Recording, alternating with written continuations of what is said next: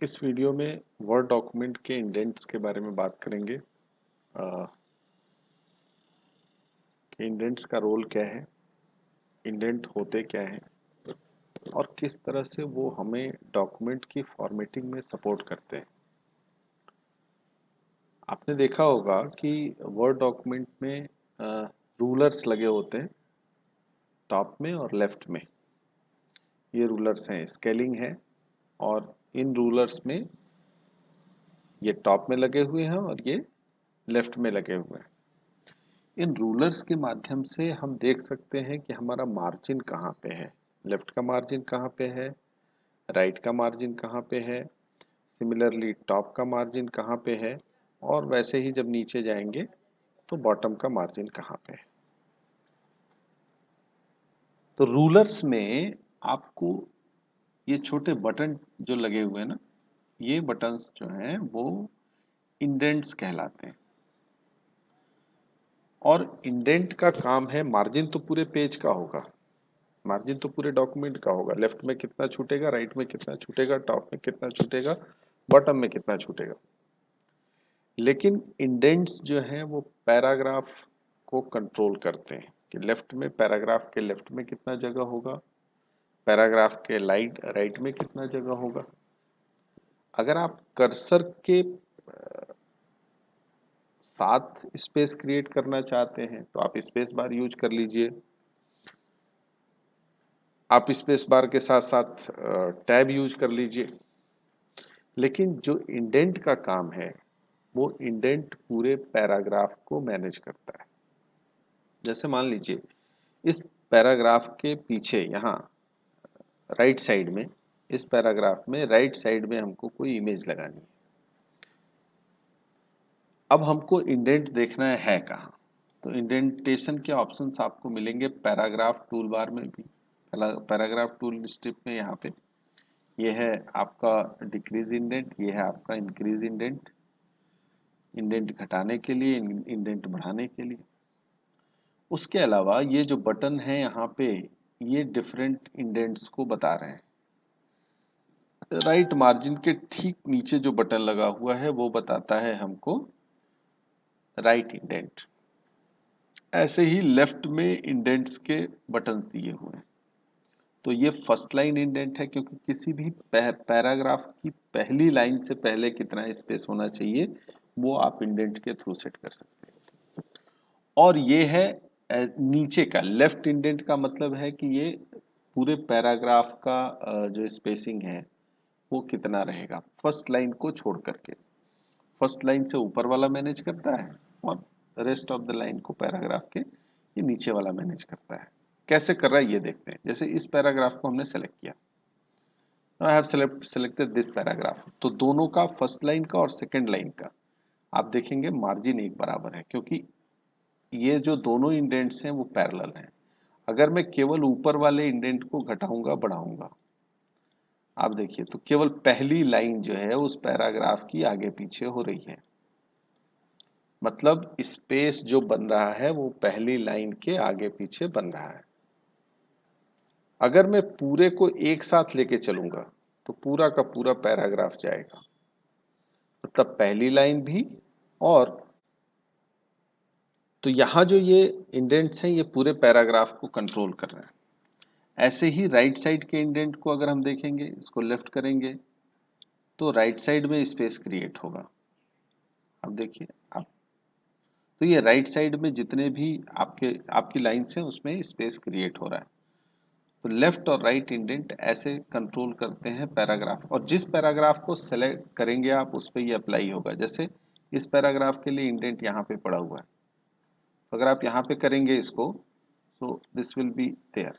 आप देखिए पूरा का पूरा पैराग्राफ इधर हो गया। ऐसे ही बुलेट नंबरिंग में हम देखते हैं कई बार स्पेस ज़्यादा हो जाता है, तो बुलेट नंबरिंग में ये फर्स्ट लाइन जो है वो इंडिकेट कर रहा है इन डॉट्स को, बुलेट्स को, और जो सेकंड लाइन है वो इंडिकेट कर रहा है टेक्स्ट को। तो हम इसको कम या ज़्यादा कर सकते हैं। अब आप देखिए ये मतलब बुलेट की स्पेसिंग बढ़ गई। बुलेट और टेक्स्ट के बीच में जो डिस्टेंस है उसको हम लोग, अगर आपको लगता है कि बहुत राइट है तो आप इसको लेफ्ट में ले जा सकते हैं साथ में। ऐसे इसको यूज कर सकते हैं। ठीक है, तो इंडेंट्स हमको इस तरह से फॉर्मेटिंग में सपोर्ट करते हैं।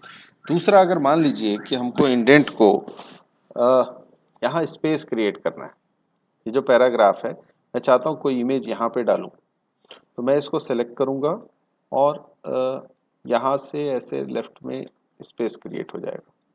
जो लेफ्ट इंडेंट है इसको यहाँ से सेलेक्ट करके will take it to left, ये स्पेस ऐसे क्रिएट हो जाएगा। अब ये स्पेस क्रिएट हो जाने के बाद हम यहाँ पे कोई इमेज डाल सकते हैं। तो अगर आपको इमेज डालनी है तो आप वो इमेज इंसर्ट करेंगे, लेकिन चूंकि यहाँ कर्सर ब्लिंक नहीं कर रहा है, आप कर्सर यहाँ पे डाल नहीं सकते। मार्जिन तो है, आपके पास जगह है, लेकिन आप कर्सर नहीं डाल सकते, तो इसलिए हमको एक कंटेनर लेना पड़ेगा, और वो कंटेनर हम कोई भी शेप ले सकते हैं। मान लीजिए हमने ये एक ऐसे रेक्टेंगल ले लिया, इस द रेक्टेंगल, ये रेक्टेंगल हमने ले लिया कि हम यहाँ पे एक शेप डालेंगे। सो शेप डालने के लिए या टेक्स्ट लिखने के लिए हम इसको यूज कर सकते हैं। अब यहाँ पे हम इसके इमेज को डालने का तरीका क्या है। इमेज एक तो हम इंसर्ट कर सकते हैं, तो चूंकि इसमें टेक्स्ट टाइप कर सकते हैं तो हम शेप के अंदर इमेज भी इंसर्ट कर सकते हैं।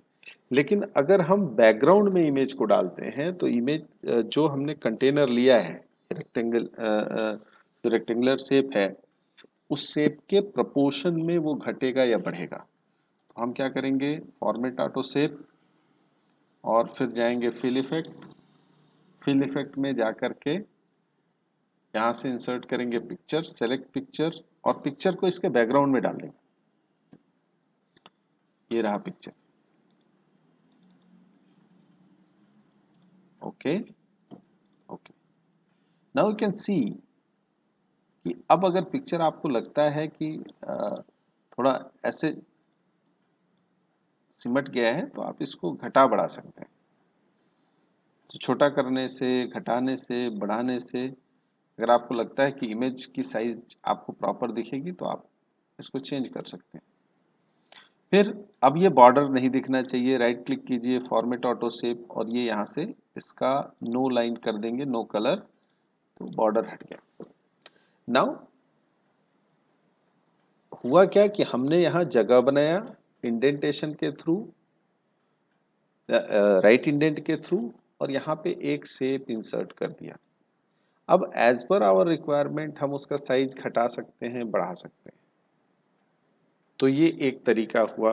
अब इसको अगर मान लीजिए हम यहाँ नीचे एडजस्ट कर देते हैं, यहाँ पे मैं यहाँ पे एडजस्ट कर रहा हूँ, तो ये पैराग्राफ हम राइट में ले सकते हैं। तो केवल इसी पैराग्राफ को सेलेक्ट करके, सेलेक्टिंग दिस पैराग्राफ, इसका राइट इंडेंट अगर हम यहाँ पे खींच लेंगे तो this can be adjusted like, ऐसे एडजस्ट हो जाएगा।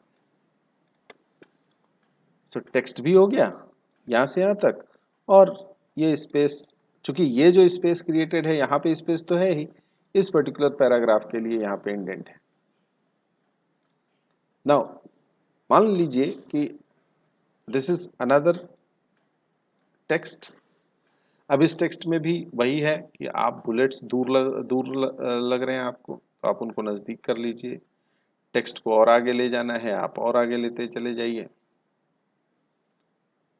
So you can manage और arrange text also। आप इसको इसके बराबर जहां पे भी है, you can keep it there। Then अगर यहाँ पे भी कोई शेप डालना है, मान लीजिए लाइन के बारे में डिस्क्राइब कर रहे हैं, लाइन का शेप डालना है, तो आप इस सबको एक साथ सेलेक्ट करिए एंड इनका राइट इंडेंट आप ऐसे कर लीजिए। नाउ द राइट इंडेंट करने से सारे पैराग्राफ का इंडेंट जो स्पेस है वो एक साथ क्रिएट हो गया। तो अगर आपको लेफ्ट में रखना है, लेफ्ट में रख लीजिए, यहाँ रख लीजिए, आप सबको पीछे लेते आइए। राइट में रखना है, राइट में रख लीजिए। देन अगेन इंसर्ट, सपोज कोई भी शेप, मान लीजिए फिर आपने रेक्टेंगल ही लिया, बैकग्राउंड में गए, फॉर्मेट ऑटो शेप और fill effect, picture, select picture and any of the picture. मान लीजिए कोई और नहीं है तो ये पिक्चर है मेरे पास एग्जाम्पल में, मैं इसको डाल रहा हूँ, इसका भी बैकग्राउंड आप हटा दीजिए, फॉर्मेट बैकग्राउंड, तो इसको भी नो कलर कर दीजिए, इसको भी नो कलर कर दीजिए, so it will have a transparent color. Now by using these options we can create shapes, we can create space, और अगर आप पैराग्राफ ब्रेक भी करते हैं, अगर आपको बीच में बनाना है कहीं जगह, तो आप मान लीजिए ये है, मैं इसको 2 पैराग्राफ में ब्रेक करता हूँ, सो पेज लेआउट पे गए और यहाँ से कॉलम ब्रेक कर दिया। Now this has been broken into 2 columns. अब इसका लेफ्ट का जो है वो आप इधर फंसा हुआ है, राइट का इधर फंसा हुआ है। अब देखिए अब क्या हुआ, इसका यहाँ बीच में स्पेस क्रिएट हो गया। Similarly this can be done for this one also, इसको भी 2 में स्प्लिट कर दिया। अगेन इंडेंट को मैं यहाँ ले आया, the space has been created, और जब ये स्पेस बीच में क्रिएट हो गया तो I can place this container, this particular image there, मैंने इसको यहाँ पे डाल।